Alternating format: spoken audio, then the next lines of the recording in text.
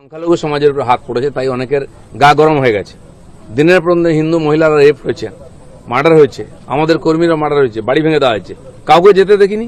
ফুরফুরা শরীফে পীর সাহেব পীরজাদারাও তিলোত্তমার জন্য রাস্তায় নেমেছিল, ক্যান্ডেল মার্চ করেছিল। ওটা হয়তো দিলীপ ঘোষ ভুলে যাচ্ছে। মুসলমানের গায়ে হাত লেগেছে, গা পুড়ে যাচ্ছে তোমাদের। এত পীড়িত কেন? মুসলমানদের ভোট পেয়েও জিততে পারেনি তোমরা। সমাজ থেকে বয়কট করা দরকার, অর্থাৎ এই ধরনের প্রশ্ন যদি উনি কথা বলেন ওনাকে এড়িয়ে চলা দরকার। আর ওনার মুখে লাগাম দেওয়ার জন্য আমি বিজেপির ঊর্ধ্বতন নেতাদের কাছে অনুরোধ করবো যে ওনার মুখে লাগাম দিক, যেভাবে উনি অবাঞ্ছিত কথা বলছে। তিলোত্তমা উপরে যখন অত্যাচার হয়েছিল আমরা কেউ দেখেনি ওটা কোন ধর্মের মানুষ, কোন জাতের মানুষ। সব থেকে বেশি তিলোত্তমাকে নিয়ে প্রতিবাদ আইএসএফ করেছে। শুধু তাই নয়, ফুরফুরা শরীফে পীর সাহেব পীরজাদারাও তিলোত্তমার জন্য রাস্তায় নেমেছিল, ক্যান্ডেল মার্চ করেছিল। ওটা হয়তো দিলীপ ঘোষ ভুলে যাচ্ছে। অভিযোগ সামনে আসছে, এই পরিস্থিতিতে সরকারের আইন শৃঙ্খলা ব্যবস্থা নিয়ে আপনার মূল্যায়ন। দেখুন, ব্যাপারটা হচ্ছে নারী নিরাপত্তার ক্ষেত্রে বারবার প্রশ্নের সম্মুখীন হচ্ছে আমাদের পশ্চিমবাংলা সরকার। বিগত সরকারের আমলেও এই ধরনের আমরা দেখেছি নারীদের উপর অত্যাচার কোনো অংশে কমেনি। আর বর্তমান যে সরকার চলছে, বিজেপি পরিচালিত সরকারে এই 2 মাসে প্রায় 6 থেকে 8টা নারী নির্যাতন, নারীদের উপরে ধর্ষণ, ইভেন ভেরি রিসেন্ট যেটা দেখলাম আপনার সোদপুরে প্রকাশ্যে একটি যুবতীকে কুপিয়ে খুন করলো। এ আইন শৃঙ্খলা তলানিতে চলে যাচ্ছে। এদের বিরুদ্ধে কঠোর ব্যবস্থা নেওয়া দরকার। মহিলাদের উপরে যারা অত্যাচার করছে তাদের বিরুদ্ধে সর্বোচ্চ শাস্তির ব্যবস্থা করা হোক। বিধানসভায় গুন্ডা দমন আইন পাস হয়েছে, আপনি একজন বিধায়ক হিসেবে ধর্ষণ ও নারী নির্যাতনের বিরুদ্ধে আরো কঠোর আইন আনার দাবি বিধানসভায় তুলবেন? দেখুন, অপরাজিতা বিলের ক্ষেত্রে যেটা এনেছিল সেটাকে কিন্তু আমি বিরোধিতা করিনি। কিছু কিছু ওর মধ্যে গ্যাপ ছিল, সেগুলোর আমি সমালোচনা করছি। আমি বারবারই ক্ষেত্রে শুধু আপনি নারী বলতে নাই, পুরুষের নিরাপত্তার জন্য আমি বারবার সোচ্চার হয়েছি, আগামী দিনেও সোচ্চার হব।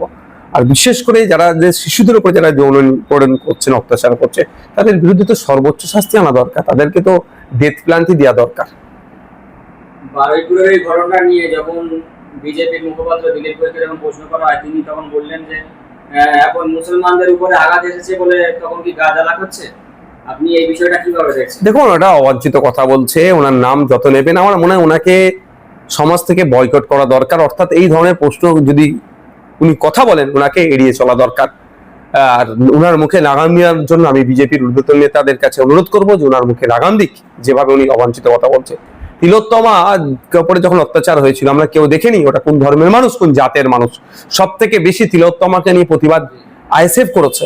শুধু তাই নয়, ফুরফুরা শরীফে পীর সাহেব পীরজাদারাও তিলোত্তমার জন্য রাস্তায় নেমেছিল, ক্যান্ডেল মার্চ করেছিল। ওটা হয়তো দিলীপ ঘোষ ভুলে যাচ্ছে।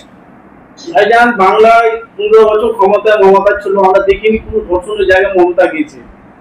বড় বড় মোমবাতি ধর্ষণ দেখেছেন তো, বিশাল বড় পথ হয়েছে। কি বুঝাতে চাইছে আমরা? মানে দেখুন, যখন মমতা ব্যানার্জির যাওয়ার সব থেকে বেশি দরকার ছিল তখন তিনি উল্টে বলেছিলেন যে খদ্দের ধরার জন্য দাঁড়িয়েছিল, ও প্রেগনেন্ট ছিল, ও কি বলে অ্যাফেয়ার্স ছিল, এইরকম বলে শরীর থাকলে একটু যেমন জ্বর টর হয় এই ধরনের হয় বলে এড়িয়ে গিয়েছেন।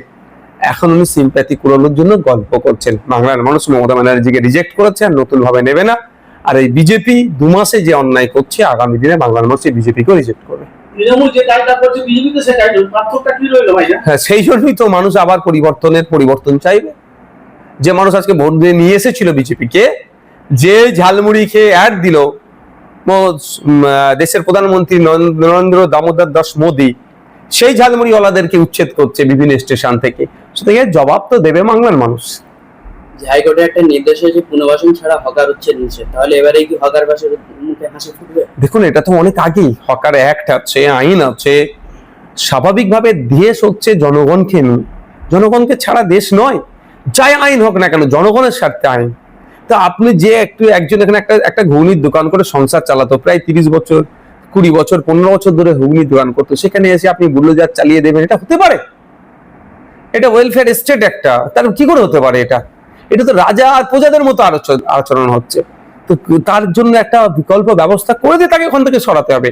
হ্যাঁ, আমরা রেলের এক্সটেনশন হোক, রেলের পরিকাঠামো বাড়ুক, রেলের লাইন বাড়ুক, এর পক্ষে আমি।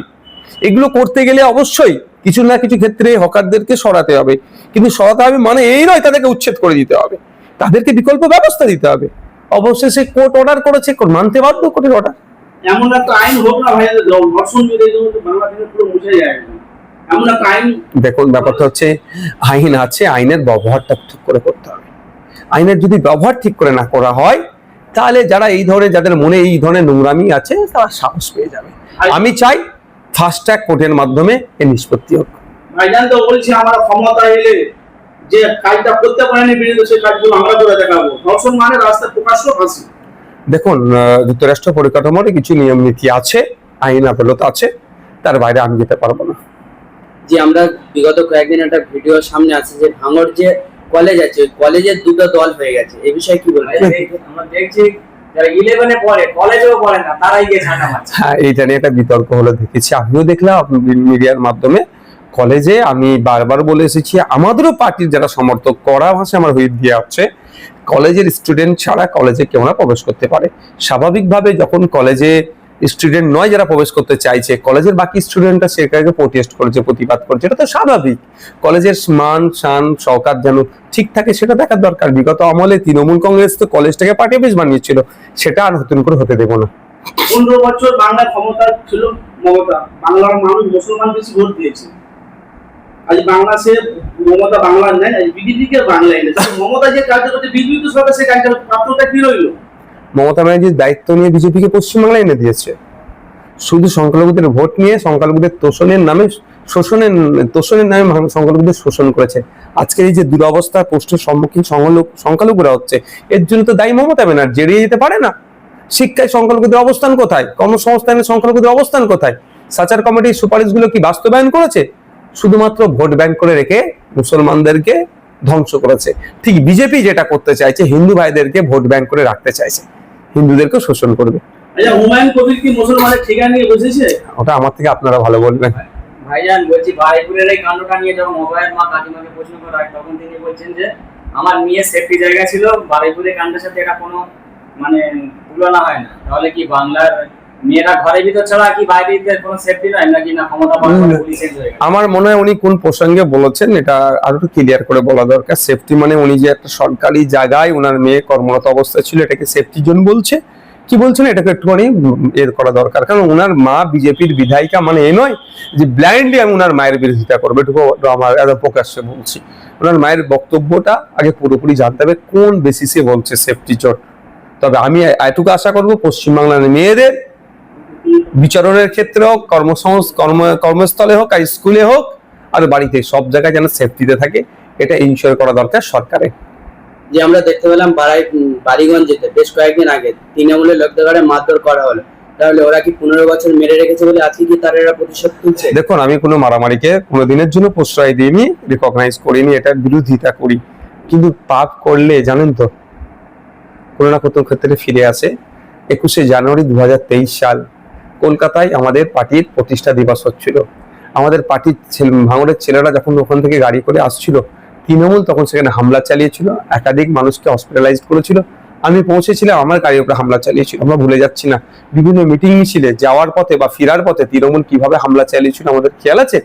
আজকে সে তারা পাপ করেছে, পাপের ফল ভুগছে। তবে এই যে মিছিলে আক্রমণটাকে আমি কোনোভাবেই স্বাগত জানাচ্ছি না, এর আমি বিরোধিতা করছি। Thank you.